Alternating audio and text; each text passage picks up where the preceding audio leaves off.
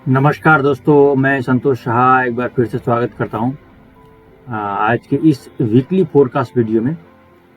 ये जो आने वाला सप्ताह है 27 जनवरी से लेकर 31 जनवरी के बीच में, इस सप्ताह के अंदर में क्या कुछ होने वाला है गोल्ड में, बीटीसी में और यूएस डॉलर में, इसके बारे में हम लोग डिटेल से एनालाइज करेंगे। और इस पूरे सप्ताह के अंदर में क्या क्या मेजर इवेंट है और इस सप्ताह में गोल्ड कहाँ से हम सेल कर सकते हैं, कहाँ से हम बाय कर सकते हैं, इन सब चीज़ों के बारे में डिटेल्स जानकारी लेंगे। और ये भी जानकारी प्राप्त करने का कोशिश करेंगे कि ये जो सप्ताह है एग्रेसिव बाय होने वाला है या एग्रेसिव सेल होने वाला है, मार्केट की दिशा में जाने वाला है, इन चीज़ों को समझने का प्रयास करेंगे। और मेजर इवेंट के माध्यम से ये एनालाइज और भी ज़्यादा आसान हो जाएगा। तो सबसे पहले समझने का प्रयास करेंगे फॉरेक्स फैक्ट्री के माध्यम से कि ये सप्ताह में क्या क्या मेजर इवेंट है और जियोपॉलिटिकली क्या खबर है, उसके बारे में भी समझने का प्रयास करेंगे। तो सबसे पहले चलते हैं हम फॉरेक्स फैक्ट्री के वेबसाइट में। तो आ गए हम फॉरेक्स फैक्ट्री के इस वेबसाइट में और यहाँ पर आप देख पा रहे हैं कि कल के दिन में 27 जनवरी में कोई मेजर इवेंट नहीं है। एक मीडियम इम्पैक्ट का न्यूज़ है और 28 तारीख को मीडियम इम्पैक्ट का 1, 2, 3 न्यूज़ है जो कि 7 बजे, 7:30 बजे है। और हाई इम्पैक्ट का न्यूज़ एक है 8:30 बजे। तो मीडियम इम्पैक्ट का न्यूज़ भी कुछ हद तक प्रभाव डालता है, इसलिए उसको भी थोड़ा सा केयर करना है। और हाई इम्पैक्ट का तो बहुत अच्छा प्रभाव डालता है। तो उसके बाद आपको बुधवार को क्या है कि रात को 9 बजे तो आपको मीडियम इम्पैक्ट का न्यूज़ है, लेकिन उसी दिन रात को फिर 12:30 बजे यानी वीरवार हो जाएगा, तब आपको यहाँ पर एफओएमसी का न्यूज़ है और यहाँ पर आपको रेट कट हो सकता है या नहीं, उसके बारे में इंफॉर्मेशन मिलेगा। और ख़ास करके जो एफओएमसी का जो प्रेस कॉन्फ्रेंस होगा उसके माध्यम से भी ये जानकारी प्राप्त होगा कि आगे क्या हो सकता है। तो बहुत ही इम्पोर्टेंट है। ये हर 40 दिन के बाद एक बार ये एफओएमसी का मीटिंग होता है जिसमें कि सारा कुछ इंफॉर्मेशन क्लियर होता है कि रेट कट हुआ या रेट बढ़ा या आने वाला है जो 40 दिन के बाद फिर क्या हो सकता है, उसके बारे में भी प्रेस कॉन्फ्रेंस के माध्यम से जानकारी दिया जाता है। तो ये जो सप्ताह है बहुत ही इम्पोर्टेंट है और खास करके ये एफओएमसी का जो है इम्पैक्ट मार्केट के ऊपर में बहुत अच्छा पड़ेगा। उसके बाद आपको फ्राइडे को आपको 2 हाई इम्पैक्ट न्यूज़ है जिसका इम्पैक्ट फिर एफओएमसी का हिसाब से इसके ऊपर में भी आपको इम्पैक्ट मिलेगा। तो बहुत ही इम्पोर्टेंट सप्ताह है ये। इस सप्ताह में बहुत ही अच्छा ट्रेड करने का मौका मिल सकता है और बहुत ही सावधानी से भी करना जरूरी है, क्योंकि इस सप्ताह में और भी कुछ जियोपॉलिटिकली जो खबर है उसके ऊपर में भी बहुत कुछ डिपेंड करेगा। क्योंकि अभी आगे हैं अमेरिका में जो राष्ट्रपति था वो चेंज हो चुका है, अभी डोनाल्ड ट्रंप जी आ चुके हैं। तो स्वाभाविक सी बात है कि उसका आने के बाद डॉलर को स्ट्रांग होने का बात था, लेकिन उसका उल्टा हो गया। अभी उसने रेट कट का अनाउंस कर दिया कि रेट कट करेंगे, रेट कट करना जरूरी है, जैसे कि लास्ट टाइम का स्पीच में उसने बताया, जिसके कारण से गोल्ड जो है एडवांस भाग गया। तो उनके बोलने के बाद ही जो है गोल्ड का जो मूवमेंट है और ज़्यादा एग्रेसिव रहा। और अगर जियोपॉलिटिकली बात करेंगे तो रासिया यूक्रेन का भी शायद बहुत जल्दी समझौता हो जाए और युद्ध समाप्त भी हो। और जैसे कि इजराइल और हमास का सीज फायर हो चुका है, तो वहाँ पर युद्ध थम गया। तो एक युद्ध तो थम चुका है, तो दूसरा अगर ये भी थम जाए तो फिर ये अच्छा होगा गोल्ड के लिए कि वो सेल की ओर जा सकता है। लेकिन गोल्ड अपने आप में बहुत मजबूत है, इसीलिए गोल्ड में जो है सारा कुछ समझ कर ही सेल करना पड़ेगा कि और वही मार्केट में क्या हलचल हो रहा है उसको देखकर।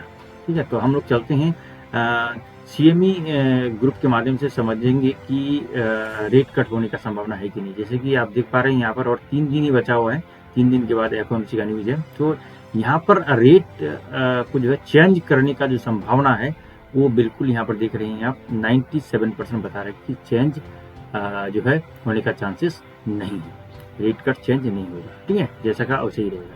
और चेंज होने का संभावना सिर्फ 2.1%। तो स्वाभाविक सी बात है कि चेंज नहीं होना चाहिए। जो रेट कट जो है जैसा है रेट बिना चेंज का ही छोड़ दिया जाए इस बार, ऐसा हो सकता है। तो ये तो अब आने वाला एफओएमसी का मीटिंग में ही पता चलेगा कि क्या करते हैं। तो उसके बाद हम इनके बाद हम चलते हैं चार्ट में और चार्ट के माध्यम से समझेंगे कि क्या चल रहा है टेक्निकल एनालिसिस में और क्या हो सकता है आने वाले सप्ताह में। तो सबसे पहले हम मंथली चार्ट को देखेंगे। तो मंथली चार्ट के माध्यम से अगर देखेंगे तो यहाँ पर जो रिट्रेसमेंट का जो पहला लेवल था उसको तो लिया, लेकिन दूसरा लेवल जो था उसका आना चाहिए था उसको 2488 वहाँ तक नहीं आया, उससे पहले से ही मार्केट अप साइड की ओर मूवमेंट कर लिया। तो ये और भी इस सप्ताह में अगर इसका कैंडल अपसाइड ही रहता है तो इसका मतलब है कि गोल्ड और भी ऑल टाइम हाई को ब्रेक करके अपसाइड की ओर जाने का चांसेस रहेगा। ये पिछले 2 महीना में यानी कि नवंबर और दिसंबर डाउन साइड रहा गोल्ड, लेकिन ये जनवरी में फिर से खींच के अपने जो ऑल टाइम हाई है उसके पास ही अभी आके बैठा हुआ है। तो गोल्ड को अगर मंथली वाइज देखेंगे तो पूरी तरह से बुलिश है, ये यहाँ पर कोई डाउट नहीं है, ये आप देख पा रहे हैं पूरी तरह से बुलिश है। तो गोल्ड अप ट्रेंड साइड में है और उसका जो गोल्ड का जो ट्रेंड है बुलिश है आपको मंथली कैंडल के हिसाब से, यानी मंथली चार्ट के हिसाब से। ठीक है, अब हम चलते हैं वीकली। तो वीक में आप देखे होंगे कि मैं साप्ताहिक कई बार वीडियो में बताया हूँ कि ये जो बॉक्स है ये आपको 2722 और यहाँ पर आपको नीचे होता है 2612, इसके बीच का जो एरिया है इसमें बहुत दिन रहा मार्केट, 1 2 3 4 5 6 7 8 9 सप्ताह लगभग इस बीच में रहा। और जैसे ही इसका ब्रेकआउट किया, अब इसको ब्रेकआउट बोल सकते हैं वीकली में कि इस बॉक्स के बाहर ये आ चुका है, तो ये अप साइड की ओर ही जाना चाहिए। यानी कि अगर हम देखेंगे पहले तो ये रेंज बाउंड रहा 8 सप्ताह लगभग, तो अब जो है ये फिर अप साइड की ओर ब्रेकआउट दे रहा है, तो ये अप साइड की ओर ही जाने का चांसेस दिखाई दे रहा है।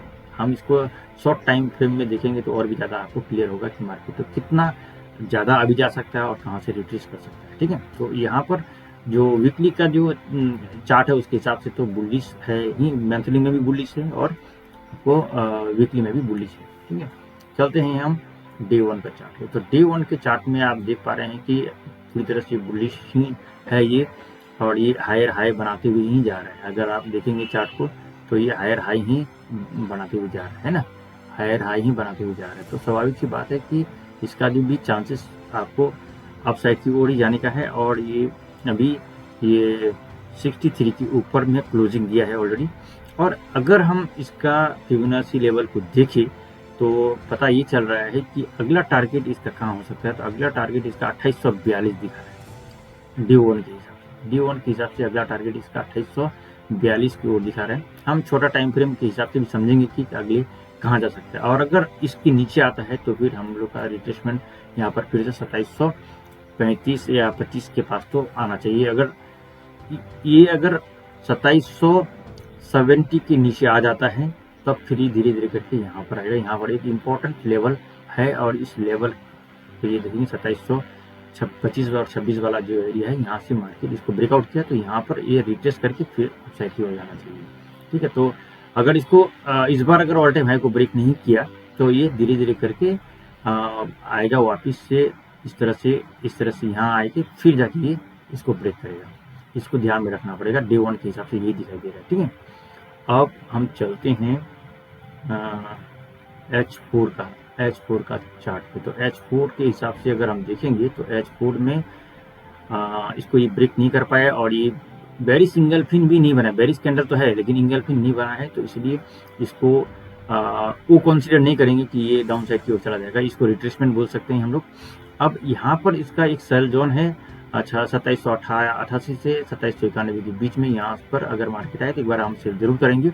उसके बाद अगर फिर दोबारा यहाँ से रिट्रेस करके जाता है तो ये इसको ब्रेक कर देगा। ठीक है, एक बार में अगर नहीं कर पाया तो दूसरा बार तो जरूर करेगा।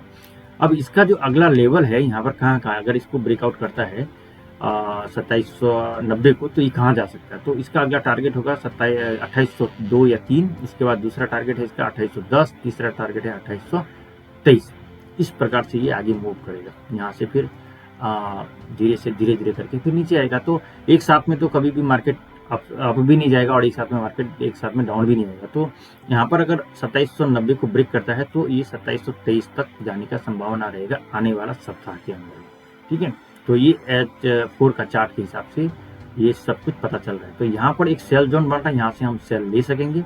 और अगर दोबारा यहाँ पर आ जाता है, अभी 70 में आता है, यहाँ से हम फिर बाई करेंगे। और अगर यहाँ से ब्रेकआउट करके डाउन साइड की ओर आता है तो ये फिर आएगा 2725 तक, और 2725 में आने से फिर हम बाई करेंगे इसको। अगर वो आता है इस तरह से तो ये धीरे धीरे करके यहाँ तक आएगा, यहाँ से फिर हम स्ट्रॉन्ग बाई की ओर चलेंगे और ये धीरे धीरे करके फिर इसको ब्रेकआउट करेगा। ठीक है, तो इसका जो सेल साइड और बाई साइड कहाँ बन रहा है आप देख पा रहे हैं। यहाँ से हम इस एरिया से एक बार सेल कर सकते हैं, बाई करने से स्ट्रॉन्ग बाई इस एरिया से कर सकते हैं।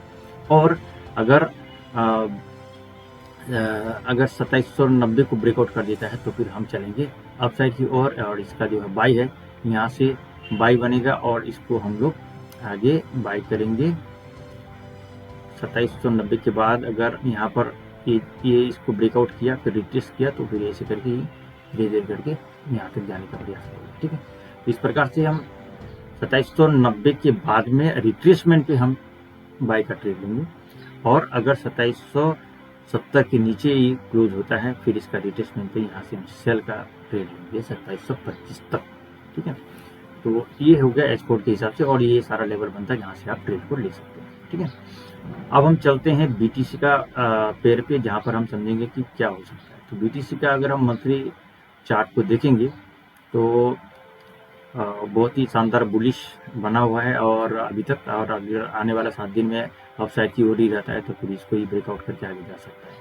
ठीक है, तो ये बहुत ही स्ट्रॉन्ग बुलिश है अभी इसको। तो गोल्ड बीटीसी को तो आप बेरिश में कंसीडर कर ही नहीं सकते हैं, किसी भी लेयर इसमें नहीं कर सकते। लेकिन यहाँ पर पिछले अगर देखेंगे 1 2 3 4 5 6 7 8 9 10 सप्ताह से इस जगह मार्केट में, उसके बाद इससे पहले जो एक जगह मार्केट रेंज बाउंड था तो ये लगभग यहाँ पर 37 वीक यहाँ पर रुका है। तो यहाँ पर 10 सप्ताह से यहाँ पर है, जब इसको ब्रेकआउट कर देगा यानी कि 1,08,000 से ऊपर अगर वीकली कैंडल क्लोज देगा तब फिर इसका अगला टारगेट बनेगा आगे 2740 का। और अगर इसके नीचे क्लोज होता है तो फिर ये फिर से नहीं यहाँ पर आने का चांसेस रहता है, लेकिन इसका चांसेस कम दिखता है क्योंकि अभी पूरी तरह से बुलिश मोमेंटम में है बीटीसी।